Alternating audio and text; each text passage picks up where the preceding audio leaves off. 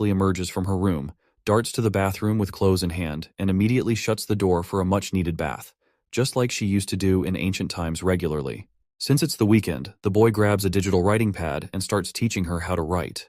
She's already good at reading traditional Chinese characters and nailing their pronunciation, so now she tries her hand at writing a few words. Suddenly, Melon pops up, grabbing both their attention. The cat looks hungry, so the boy decides to feed her while Lady Jiang keeps practicing her writing. Watching him dish out cat food, Lady Jiang gets curious and asks what it actually is, to which Xu Qing explains it's food made just for cats to eat.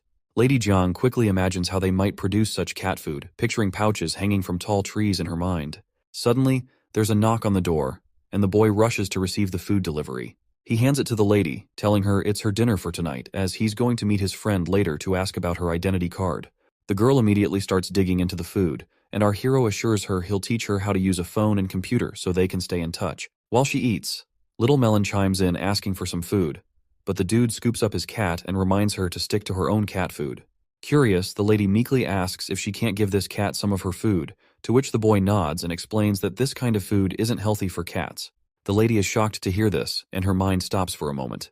If this food isn't healthy for an animal, how can it be good for humans? She even starts feeling like her burger doesn't smell good anymore. Shortly after, he shows Lady Jiang how to use Discord to message him on his phone, making it clear that it will not be him hiding inside the computer, but rather it will be the transmission waves who will carry his voice to her. Leaving his dormitory, he scratches his head, wondering if this is all okay. Eventually, he reaches his destination after a bus ride. Stepping off, he looks around and spots his friend sitting in the distance, waving at him. When they finally meet face to face, they exchange greetings. Officer Chin then pours a cold beer for our hero, mentioning it's the first time he's serving him a cup of beer. They both sit down, and our hero asks his friend how he can drink as a police officer.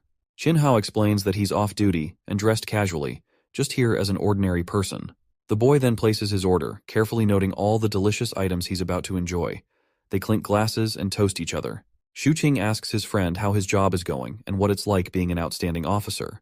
Chin Hao bluntly describes it as terrible, and all the talk about heroes saving the day is nonsense. He shares how he's often pulled into trivial disputes between couples and ends up resolving conflicts with old ladies in the neighborhood.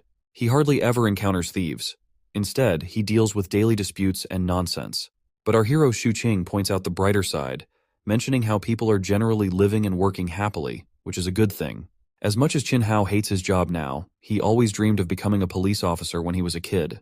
However, he stopped growing after hitting 1.6 meters, knowing that the minimum height requirement was 1.7 meters. He cried a lot in our hero's arms. Fortunately, when the height requirement was replaced by the high jump, he was excited to start practicing every day,